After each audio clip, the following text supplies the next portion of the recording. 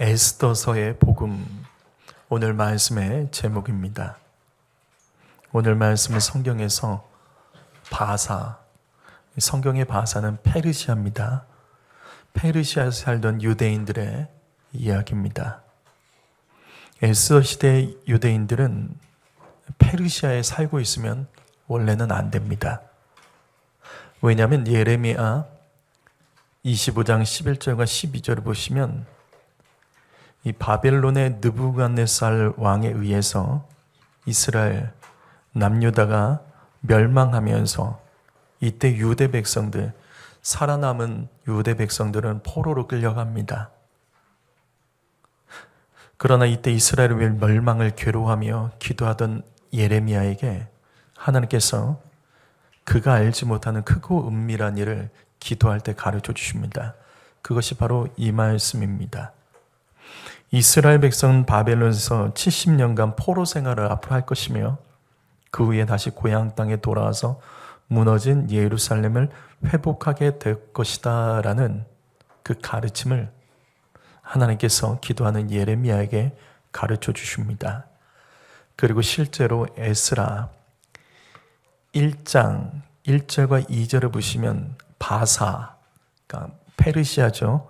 고레스 왕 원년 BC 538년에 여호와께서 말씀하신 대로 예레미야에게 예언하신 그 말씀처럼 약 70년 만에 페르시아의 왕 고레스가 바벨론을 멸망시킵니다. 그리고 페르시아 대제국을 만들고 이 고레스는 식민지 백성에 대해서 바벨론과 반대로 유화 정책을 펼칩니다. 그래서 바벨론 때 포로로 잡힌 민족들은 다 고향으로 돌아갈 수 있다. 그것이 고레스 칙령이라는 겁니다. 이 법을 발표하게 되자 이스라엘 백성들도 이제 고향 땅으로 돌아가 예루살렘을 재건할 수 있게 된 겁니다. 그리고 그 다음에 BC 537년경 스룹바벨의 인도로 1차 바벨론 포로 기한이 이루어집니다. 그래서 이스라엘로 이때 돌아간 유대 백성들은 무너진 성전과 그 도시를 재건하는 데 온 힘을 다했습니다. 근데 이미 무너져 있었기 때문에 그것을 세우는 것이 그렇게 쉽지가 않았습니다. 이때 유다 민족들은 한마음이 되어 70여 년간 바벨론 땅에서 벌었던 재산을 다 쓰면서 성전을 건축하고 도시를 재건합니다. 이 일을 약 20년간 합니다. 20년간 해서 겨우 예루살렘 재건을 어느 정도 완성합니다. 그런데 바로 이 시점에서 에스더에서의 배경이 시작됩니다. 이때 포로 생활했던 모든 이스라엘 백성이 페르시아 고레스 칙령으로 다시 돌아간 것이 아닙니다. 몇 명만 예루살렘에 돌아갔죠? 몇 명만 예루살렘으로 돌아갔죠? 자, 에스라 2장을 보시면 49,897명만 돌아갑니다. 이게 무슨 말이냐면 나머지 많은 유대인들이 고향 땅에 돌아가지 않고 페르시아에 남아버립니다. 그렇다면 왜 고향으로 돌아가지 않고 많은 유대인이 페르시아에 남았을까? 이것이 제가 이것을 반복적으로 말씀드렸죠. 70년이라는 시간 동안 바벨론 땅에서 안정적인 생활 기반을 만들고 이들이 살았기 때문에 그 안정적인 생활 기반을 포기하고 모든 재산을 바쳐가며 이스라엘로 돌아가서 예루살렘 재건을 힘쓰고 싶지 않았습니다. 무엇보다도 당시 유대인들은 포로 생활하고 있었지만 우리가 다니엘서나 느헤미야 말씀을 보면 알지만 이때 포로로 끌려갔다고 쇠사슬을 차고 강제 노동을 한 건 아닙니다. 다니엘과 그의 세 친구 느헤미야를 생각해 보십시오. 얼마든지 능력만 있으면 관리가 될 수 있었습니다. 그래서 이들은 이스라엘 포로였지만 바벨론과 페르시아 왕궁의 총리, 고위 관리까지 올라갈 수 있었다고요. 그렇기 때문에 당시 페르시아에 살던 유대인들은 굳이 고향으로 돌아가지 않고 이 바벨론에서 그 다음에 바벨론이 멸망했지만 이 페르시아로 통일된 그 나라에서 안정적인 삶을 그냥 누리고 살고 싶었습니다. 바로 이것이 에스더서의 배경입니다. 에스더서는 바벨론 포로기한을 하지 않고 페르시아에 남아있던 유대 백성들의 이야기입니다. 예루살렘으로 포로기한하지 않고 그냥 바벨론 제국에 남아서 안정적인 삶을 살았던 이 유대인들, 어떻게 잘 먹고 잘 살았을까요? 성도 여러분, 하나님이 주신 축복 그리고 자유, 이것은 이기적으로 사용하는 자들은 절대 좋아지지 않습니다. 그래서 이들에게 엄청난 시련과 고난이 닥칩니다. 그 이야기가 에스더 말씀입니다. 그래서 에스더 3장 12절과 13절, 페르시아 아닥사스다 왕 때 총리였던 하만이 왕을 설득하여 그해 12월 13일 있을 수 없는 법이 만들어집니다.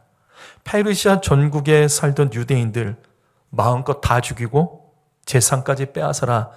그만큼 잘 살았다는 거예요. 유대인들이 그만큼 잘 살았기 때문에 다른 사람에게 질투를 받고 있었습니다. 근데 이제 이건 다 죽게 되고 재산도 다 뺏기게 됩니다. 성도 여러분, 바로 이것입니다. 에스더서 말씀은 우리에게 안정된 생활이 삶을 보장해 주는 것은 아니다라는 것을 우리에게 말씀드립니다. 여러분, 예배 안 드리면 삶의 시간이 조금 더 남을 겁니다. 그럼 여유가 생길까요? 여러분, 우리가 주일을 하지 않으면 내가 다른 일들을 더 집중해서 할 수 있기 때문에 그럼 우리는 더 성공할 수 있을까요? 헌금 생활 아직 제대로 안 되고 11주 못 드린 분 계시죠? 그래요. 그렇게 안 드리니까 어떠세요? 돈이 좀 여유가 생기십니까? 그게 아니라는 거예요. 에스더서는 절대로 그럴 수 없다는 것을 가르쳐 줍니다. 지금 페르시아에 사는 유대 백성들처럼 살아가는 성도들이 있다면 기억하세요. 사명 감당하기 위하여 예루살렘을 가셔야 되는 겁니다. 안정된 삶을 선택하면 이 땅에서 평화롭게 사는 것이 아니라 예수 믿는 사람은 우리의 사명이 있기 때문에 그 일을 하지 않으면 주님께서는 그것에 대해서 절대로 가만두지 않으십니다. 그래서 페르시아 유대인들이 환난과 고난을 당하는 이야기가 에스더입니다. 지난 시간 에스더 4장 3절 말씀, 이스라엘로 포로기한하지 않고 페르시아에 남아있던 유대인들은 이 하만이 만든 법 12월 13일 이 법 때문에 이제 민족이 다 죽게 됐죠. 그래서 금식하며 울며 애통하며 하나님 앞에 엎드리게 됩니다. 민족의 위기 앞에서 이스라엘 백성들이 영적으로 지금 깨어나는 장면입니다. 그래서 이때 하나님을 찾고 하나님을 다시 예배하며 의지하게 됩니다. 그런 가운데 에스더 4장 16절 말씀 보시면 왕궁에서 사명 없이 남편만 바라보며 사랑받지 못한다며 원망 불평하던 에스더가 너무나게 평안하게 살던 이 에스더 역시 모르드게의 말을 듣고 자신이 왕비가 된 이유, 그래 이때를 위한 것이구나, 이걸 깨닫고 그는 3일간 금식하고 왕 앞에 나가서 유대 백성들을 살리기 위해서 내가 죽으면 죽겠다라고 결단을 합니다. 여기까지가 지난 시간 말씀이에요. 오늘은 각성한 에스더가 3일 금식 기도한 후에 어떤 일이 벌어졌는지 그 말씀의 서론 부분을 말씀을 드립니다. 에스더서 5장 1절 말씀을 읽어봅니다. 5장 1절입니다. 시작.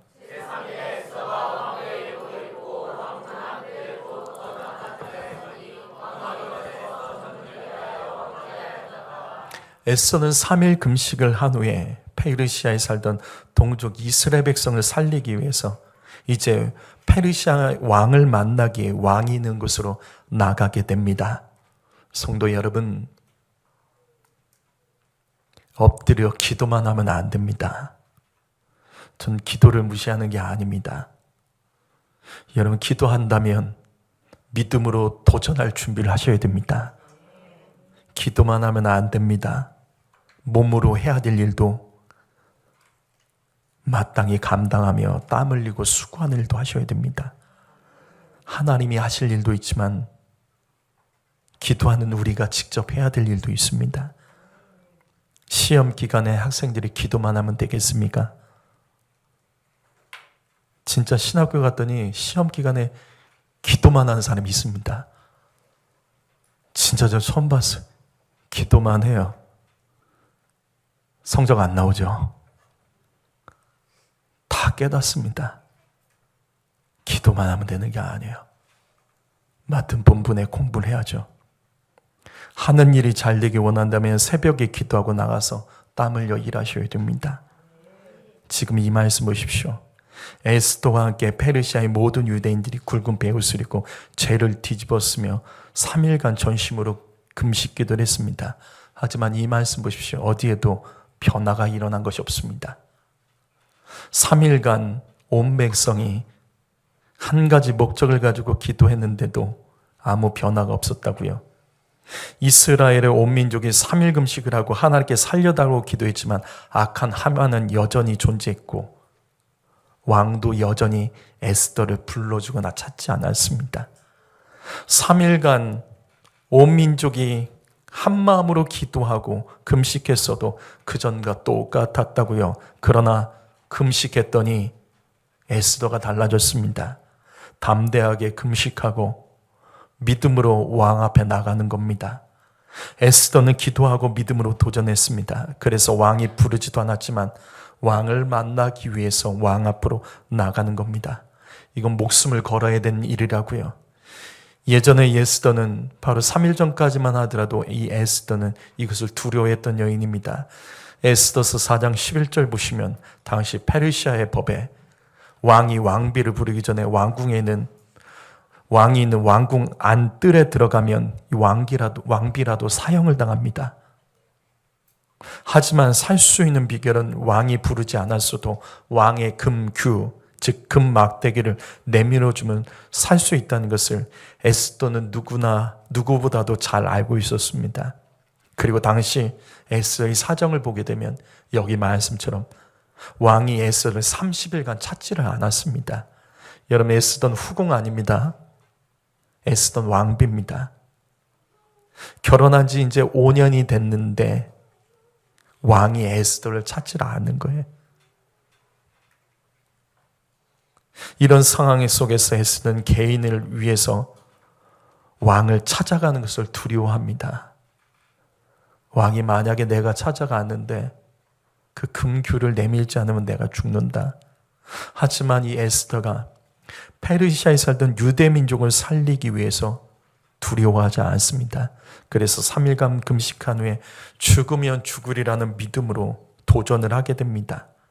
다시요, 지난 33일간 자신을 찾지 않았던 왕을 만나기 위해서 개인의 욕심이 아니라 유대 민족을 살리기 위해서 3일 금식 후에 목숨을 걸고 왕 앞에 나가는 겁니다. 성도 여러분, 다시 반복합니다. 기도만 하면 안 됩니다. 기도하면서 주님이 주신 지혜를 가지고 내가 해야 될 일을 도전해야 된다고요. 그래서 우리 야고보서 1장 4절 말씀 읽어봅니다. 시작.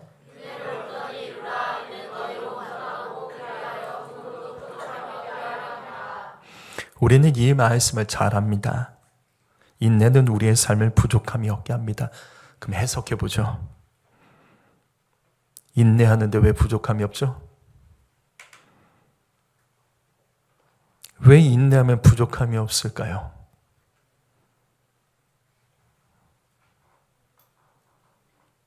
이 말씀이 이해가 되세요? 인내하는데 왜 부족함이 없죠?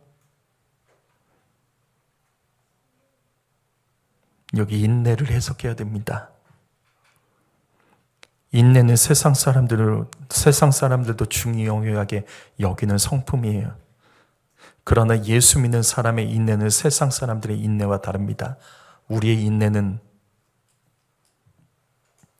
기도 시간입니다. 그냥 인내하는 사람들은 아니에요. 성도의 인내는 기도 시간입니다. 그래서 인내하며 기도하기 때문에 부족함이 없는 거예요. 성도 여러분, 뭔가 꼭 참고 계신 분 계십니까? 내가 참아야지. 아니에요. 예수 믿는 사람의 인내는 기도하는 겁니다. 그런데 이 말씀이 여기서 끝나지가 않아요. 왜 인내하면 부족함이 없을까? 왜 인내하는데 부족함이 없죠? 인내하고 기도하면 하나님께서 알아서 정리해 주실까? 인내하면서 기도하니까 하나님께서 알아서 정리해 주시고 좋아지게 하는 것일까? 왜 인내하며 기도할 때 부족함이 없게 되는 것일까? 여러분 중에 요즘에 어떤 문제로 인내하며 기도하는 성도님들이 계시다면 여기 야고보서 1장 4절에서 머물지 마십시오. 하나 더 가셔야 됩니다. 이 다음 구절이 뭔지 아세요? 이 다음 구절이 뭐죠? 야고보서 1장 5절 말씀이 다음 구절이 뭐죠? 말씀이 이어집니다. 뭐죠? 너희 중에 누구든지 지혜가 부족하거든 모든 사람에게 후히 주시고 꾸짖지 아니하시는 하나님께 구하라. 그리하면 주시리라. 이 말씀이 한 덩어리입니다. 성도 여러분, 어떤 문제를 가지고 기도할 때 내려놓는 기도만 하시면 안 됩니다. 은혜와 긍휼을 구하는 기도만 하시면 안 됩니다. 진짜 돌파하고 부족함이 없으려면 지혜를 구하세요.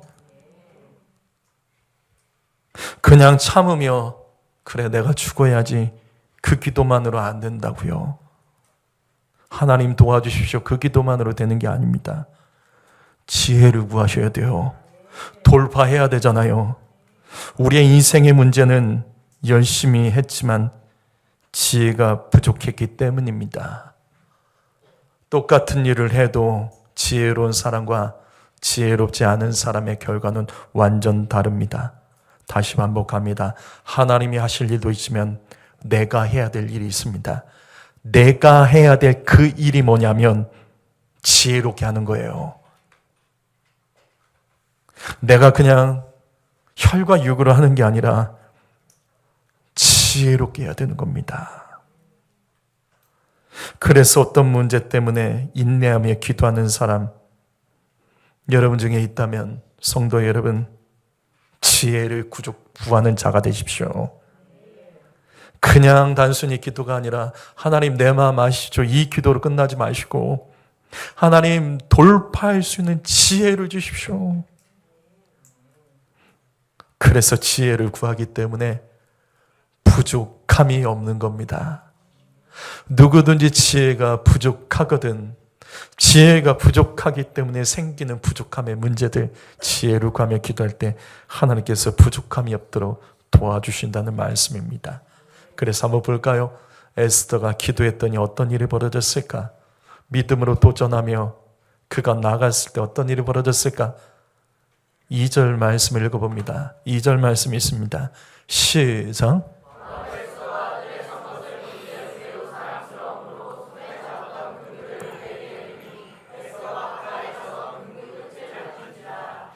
에스더는 지난 3일 동안 금식하며 하나님 은혜를 베풀어 주시옵소서 이 기도만 한 것이 아닙니다. 인내하면서 왕을 만나기 위해 지혜를 구했던 겁니다.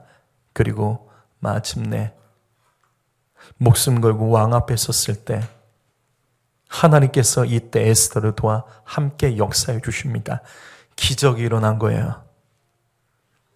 페르시아의 아하수에로 왕은 에스더를 보자마자 너무나 사랑스러워졌습니다. 이게 뭔가 안 맞죠? 지난 33일간 에스더를 찾지 않았습니다.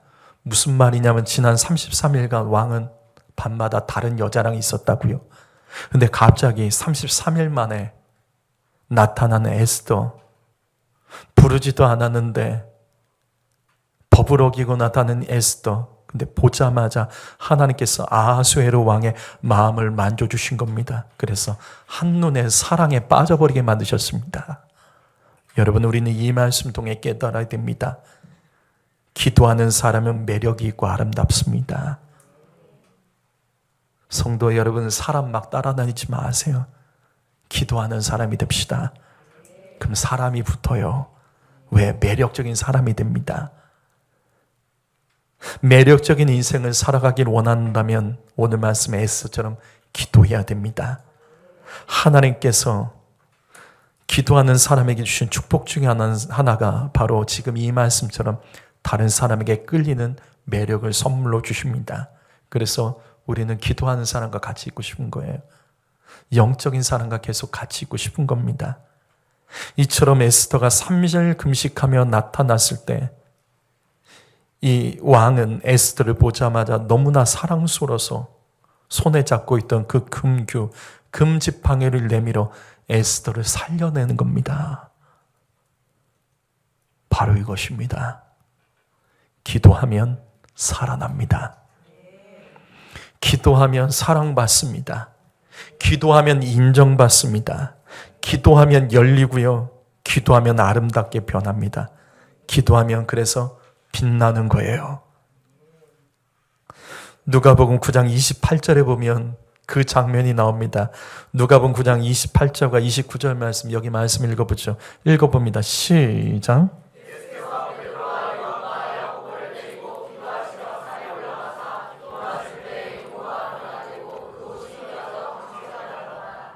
예수님께서 3명의 수제자를 데리고 산에 올라가셔서 함께 기도하자고 하십니다. 근데 이 제자들은 이 기도에 대해서는 너무나 약했습니다. 말씀을 잘 들었지만 늘 기도 시간에는 졸았던 자들이에요. 이때 제자들이 잠들었지만 제자들보다 더 바쁘게 일하셨고 피곤함 속에서 사셨던 예수님은 계속해서 기도하십니다.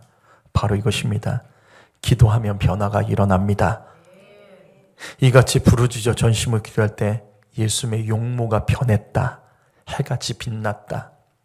기도하니까 빛나게 됐다라는 말씀이 바로 이 말씀입니다. 성도 여러분, 기도하면 어둠이 견디지 못하고 떠나가며 빛나게 됩니다. 사람은 기도하면 기도할수록 아름답게 빛이 납니다. 이 말씀 보십시오.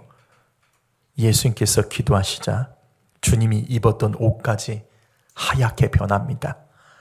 예수님께서 입으셨던 옷도 광채가 나는 거예요. 바로 이겁니다. 기도하는 사람은 손대고 접촉하는 것도 반드시 빛나게 됩니다. 기도하는 사람은 그가 하는 일, 그가 속해서 하는 일, 그가 있는 곳을 주님께서 빛이 나도록 주님께서는 도와주시는 역사를 일으켜 주십니다. 성도 여러분 중에 얼굴 표정이 어두운 성도분이 계십니까? 말하는 것마다 어두운 분이 계십니다. 우울하고 어둡고 생각이 어둡고 삐뚤어져 있고 그래서 삶의 여러 가지 그 결과들이 어두운 결과가 있는 분이 계시다면 오늘 이 말씀 사모하십시오. 빛으로 이기려면 기도하셔야 됩니다. 기도하면 빛납니다. 기도하면 내가 걸치고 있는 것, 내가 손대고 있는 모든 일도 빛나게 되는 줄 믿습니다. 그런데 지금보다 더 기도해야 됩니다. 이 말씀 보십시오. 기도하고 빛나려면 다른 사람보다 더 기도하셔야 됩니다. 예수님은 기도 시간에 졸고 있는 제자들, 힘없는 제자들을 보면서 낙심하지 않으셨습니다. 주님은 그들 따라가지 않으셨습니다. 성도 여러분, 내 옆에 기도하지 않은 사람이 있다고 짜증낼 필요 없어요. 내가 더 기도하면 됩니다. 예수님은 그 자리에 제자들보다 더 기도하셨습니다. 그래서 예수님이 빛난 거예요. 그때 베드로가 깜짝 놀랍니다. 그래서 베드로 누가복음 9장 33절 읽어보시죠. 읽습니다. 시작.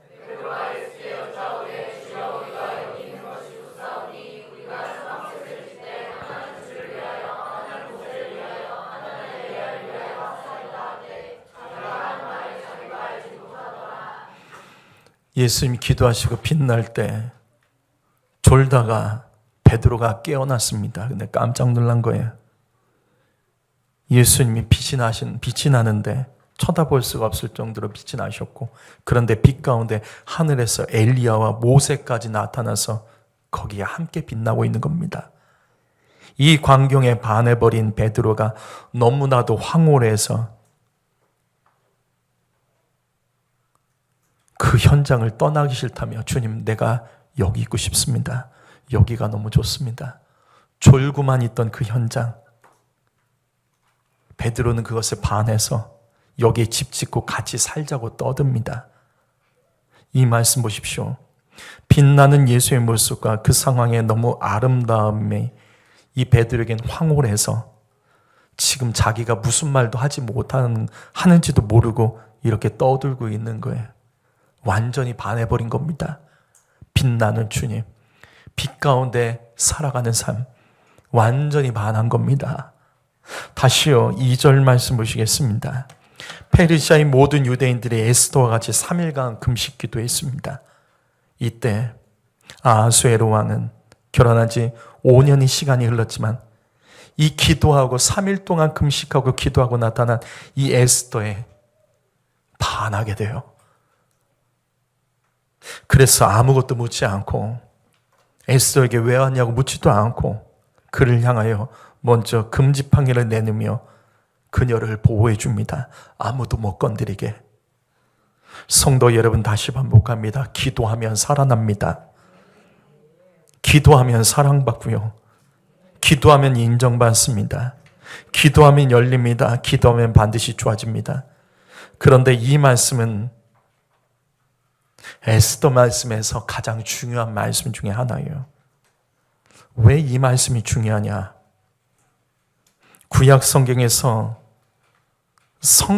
이 성경책에 들어가기 어려웠던 말씀이 구약 성경에, 우리가 가진 성경에, 구약 성경에 2권이 있습니다. 뭔지 아세요? 이건 성경으로 분류하기가 어려운 성경이에요. 어느 말씀하고 어느 말씀이죠? 구약 성경에 가지고 있는, 우리가 가진 구약 성경 중에 2권의 책이 계속 논란이 됐고, 그래서 성경에 들어갔는데 굉장히 어려웠습니다. 그 2개의 말씀이 뭔지 아세요? 에스더하고 아가서입니다. 왜냐하면 에스더서에는 하나님, 주님, 여호와 이게 한 번도 안 나와요. 이게 한 번도 안 납니다. 에스더서 아무리 봐도 하나님이 등장하지가 않아요. 그래서 에스더가 성경에 포함될 때 아가서와 함께 빼야 된다는 많은 주장이 오랫동안 있었습니다. 그런데 이 에스더서에는 예수 그리스도가 나옵니다. 예수 그리스도가 이 에스더서에서 기록되어 있습니다. 그 말씀이 바로 여기 5장 2절입니다. 그렇다면 이 말씀에서 예수 그리스도를 상징하는 것이 무엇일까? 뭐죠? 바로 금규입니다. 왕이 들고 있는 그 금막대기가 바로 예수 그리스도를 상징합니다. 당시 페르시아 법에서 왕이 부르기 전에 왕비가 왕이 있는 왕궁 뜰 안에 들어가면 그건 죽음입니다. 왜냐하면 당시 여인들을 통해서 왕이 암살당하거나 왕비나 후궁들이 정치에 관여하지 못하도록 이 여인들이 왕궁 안에 함부로 들어가지 못하게 했어요. 그래서 왕비나 후궁이 왕의 허락을 받지 않고 혹시 왕의 궁전들을 밟게 된다면 법적으로 사형입니다. 하지만 방법이 있어요. 살아나는 방법은 왕이 허락하면 됩니다. 금규를 내밀고 그에게 은혜를 베풀어 주면 그 은혜로 왕비는 왕을 만날 수 있고 다시 살아날 수 있는 겁니다. 그렇기 때문에 금규, 즉 왕이 들고 있는 이 금막대기가 바로 예수 그리스도를 상징합니다. 우리 히브리서 10장 19절 말씀 읽어보죠. 읽어봅니다. 시작.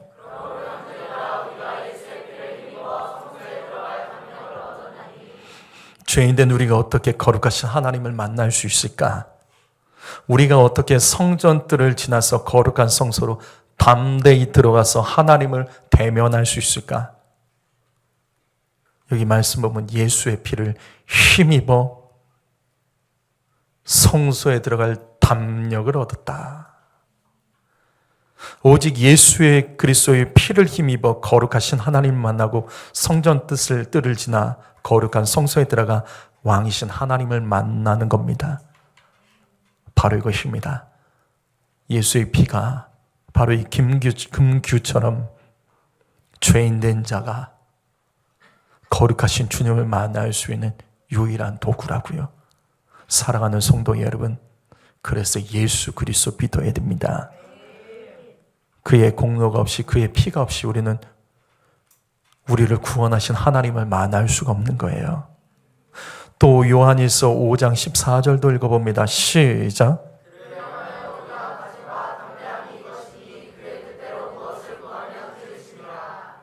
에스더가 왕의 금규의 은혜를 받아서 왕 앞에 담대히 나아가 백성들, 이스라엘 백성을 구원해달라며 살려달라며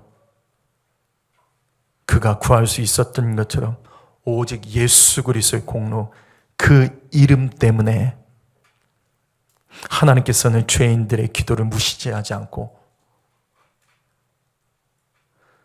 예수 그리스도의 이름으로 기도하기 때문에 주님은 우리의 기도를 들어주신 하나님이십니다. 이처럼 아하수에로 왕이 내민 금규가 에스더를 살려서 결국 왕을 직접 대면할 수 있는 은혜를 받게 한 거예요. 하나님께서 예수 그리스도 보혈로 죄로 인하여 죽을 수밖에 없는 우리들이 구원의 하나님을 직접 만날 수 있는 그 길, 다른 방법 없습니다. 오직 예수의 이름, 예수의 피밖에 없는 겁니다. 성도 여러분, 바로 이것입니다. 오직 예수님만이 우리를 살리시는 분이십니다. 살아나기를 원하십니까? 여러분의 인생 가운데 지금 죽어가고 어려움이 있으십니까? 도움을 받기 원한다면 그 금규를 붙잡아야 됩니다. 예수의 이름이 금규입니다. 찬송가 456장 거친 세상에서 실패하거든 우리 찬양을 합니다. 거친 세상에서 실패하던 거든 그 손 못자국을 만져라. 주가 참평하는 내게 주리니 그 손 못자국을 만져라. 그 손 못자국을 만지면 주가 너를 인도하시리라. 그 손 못자국을 만져라. 성도 여러분 무엇을 만지고 살아가십니까? 여러분 무엇을 도모둬서 승리하려고 하십니까? 예수의 피를 의지하셔야 됩니다. 예수의 피 묻은 그 십자가를 만지며 기도하십시오.